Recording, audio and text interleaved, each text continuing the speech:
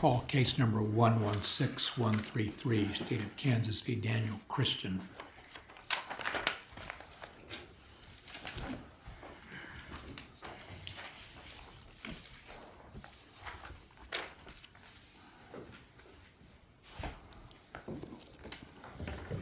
Good morning, Your Honor, and happy Kansas Day. My name is Randall Hodgkinson. I'm appearing today on behalf of Daniel Christian, and I request 3 minutes for rebuttal. 3 minutes is granted. Your Honor, this case is a criminal case, possession case out of Reno County, and the facts and sort of the procedural facts as they've been narrowed down before this court are that an officer in Hutchinson stopped or detained my client as he was sitting in his car. The district court found there was a detention, but that there was reasonable suspicion for that detention. At the Court of Appeals, the Court of Appeals agreed with Mr. Christian's argument that there was no reasonable suspicion for that detention. But the Court of Appeals went on to find that because as the officer walked up after he detained Mr. Christian, he noticed that Mr. Christian had an expired license tag, and therefore the court applied the doctrine that you've been talking about and will be talking about this morning, the attenuation doctrine, to find that the exclusionary rule does not apply in this case. Your Honor, so the distinction between Mr. Christian's case and, for example, the case you've heard before, and I think the case you're hearing after, and the distinction between this case and Strife is, in all of those cases, there was, in fact, a warrant. And the United States Supreme Court in Strife said that the existence of that untainted and unrelated warrant constitutes an intervening circumstance such that it breaks that causal chain between the illegal action, in this case the illegal detention, and the discovery of the evidence, this chain. Strife, I think, is not particularly a new case. That's nothing necessarily new. We already knew that there could be cases that were so attenuated between the illegal conduct and the discovery of the evidence that the court had said the exclusionary rule wouldn't apply. Just the expired tag is not what led to the discovery of the drugs. It was the arrest for no insurance, right? The state argues ultimately that the arrest for no insurance gave them justification to search the car, which is a separate issue. But, Your Honor, our primary argument is you don't even get there because the detention, all of those things that happened during the detention themselves are tainted. That's the problem. I think this case is just a straightforward application of Wong Sun, and that's not been overruled by Strife. It's just the application, so that if in this case, and as our argument, and as I think the record clearly shows, the discovery of the expired tag took place during an illegal detention, that discovery is tainted. And therefore, the attenuation doctrine does not apply. As opposed, in fact, Your Honor, if you sort of adopted the state and the Court of Appeals position here, this really turns into this circular kind of argument in all sorts of cases. Yeah, we stopped them without any sort of cause, but after we stopped them, we saw drugs in the car, and that gave us authority to do whatever we were doing down the road. It's that circular argument that is exactly what's prohibited by Wong Sun. Now, Strife stands for the proposition that there may be things outside that circle, like a warrant that's completely unconnected to the search, that's by a judicial officer, a mandate to arrest a person, that something like that that's so outside that circle of causation that it can constitute an intervening circumstance. But that's not this case. This case is just a straightforward application of the discovery of the crime in this case by the officer, the expired tag, took place during an illegal detention and therefore is tainted. Unlike the untainted warrant in Strife, we have a tainted discovery of an expired tag in this case. And that tainted discovery then cannot support continued detention to find insurance or lack of insurance that then goes on to justify some sort of search of a car. Because we think this is a straightforward application. This is distinguished and clearly distinguished from Strife and any other case that would suggest that a warrant is a sufficient intervening circumstance to break that causal chain. The state and the Court of Appeals here is seeking to expand the attenuation doctrine far beyond the circumstance where there's an existence of a warrant. And, Your Honor, we would suggest that such an expansion is unwarranted, and that pun is intended. That's all the presentation I have, Your Honor. I would submit the remaining issue on the brief. No more puns. All right. Thank you, counsel.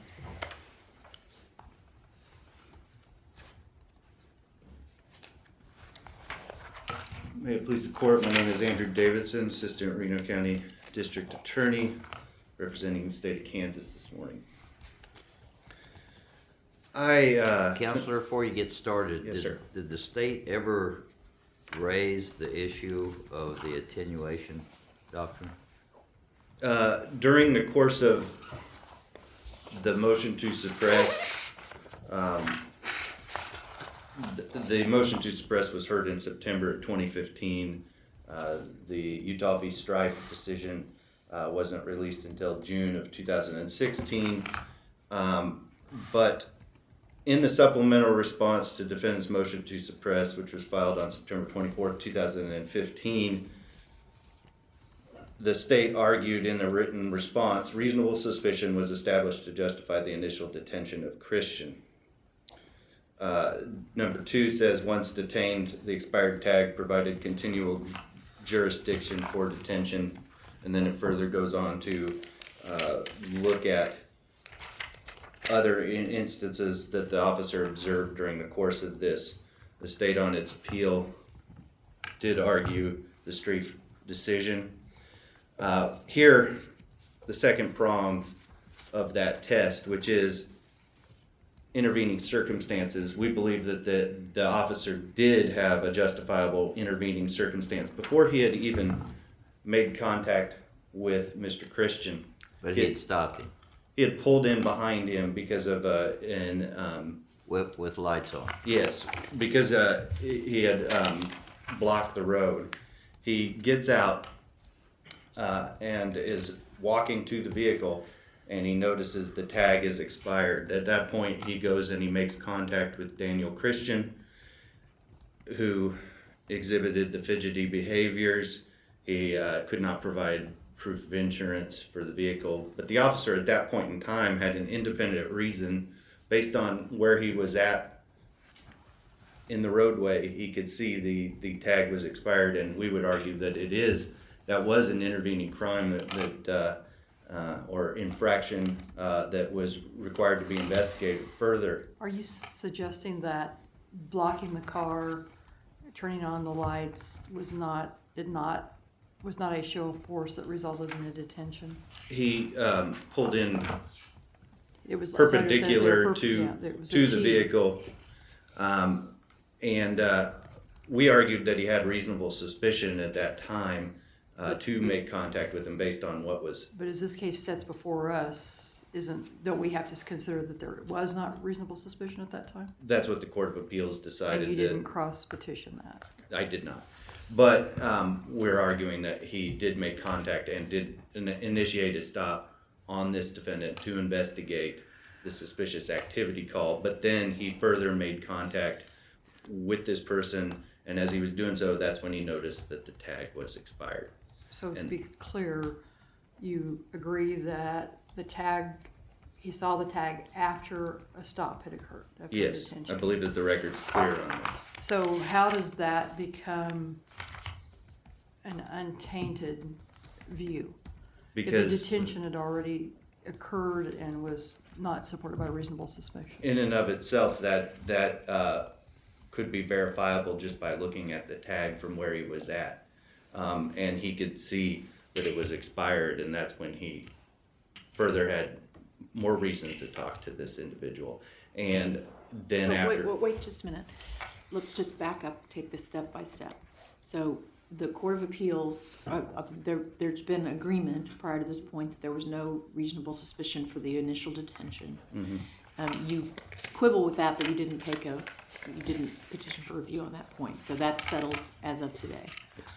And then he saw the expired tag. Yes, And you're saying that seeing of the expired tag was enough to attenuate? That Yeah. was the whole show right there? yes, I believe that was the show at that point. But I do argue that as to factor 3 flagrancy, all the things that he had seen earlier, which the district court found was reasonable suspicion, but the Court of Appeals didn't find that, goes to the flagrancy argument. But I think that this is really the Well, second before you argument. get into flagrancy, I'd explain how the viewing of the tag was not a long-sung fruit of the poisonous tree. I mean, if it was a detention, then see the expired tag, I mean, how doesn't that, why isn't that classical fruit of the poisonous tree? Because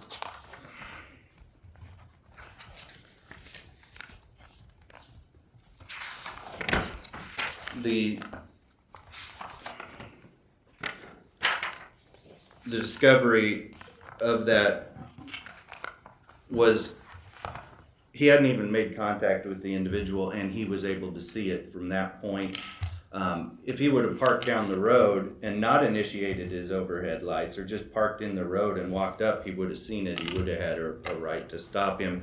I don't think that it falls under that circumstance because it clearly gave him a justification to talk to this individual at that point in So time. it had some kind of retroactive cure? No, I think that it's, Because even though he hadn't talked to the guy yet, hadn't gotten into his immediate presence, It he did- stopped him. it did pre-exist the contact because the tag was expired earlier in the day. It was expired that night. So you're equating basically that tag, that expired tag citing, with what the U.S. Supreme Court did with a warrant in Strife. or Yes, Streiff. I think that it's the same. He hadn't even It's visited. with it's this- equivalent to a court order to arrest somebody. No, I think that it's equivalent in its way that it does justify an independent law enforcement Do investigation. you have any authority to support your position on that? Just the traffic laws of the state of Kansas for the tag. But you would agree that Streiff made a deal out of the fact that a warrant is a judicial mandate. It's non-negotiable, non-discretionary. The officer doesn't have discretion to ignore it, right? Yes, But here, a officer could obviously ignore an expired tag. he could, but he also. But can't you see the investigate. distinction here, that this isn't a mandate that the officer had to do something about the tag, whereas an arrest warrant, something has to be done. Yeah, a court order to arrest someone, an officer has to arrest the person, but this is discretionary, and the arrest later of the individual was based off from a no insurance tag or no insurance crime, and then at that point they obtained consent. And is the no insurance also discretionary arrest? It is a discretionary arrest, but it is authorized by the arrest statute. But that distinguishes it as well from the mandate of a warrant.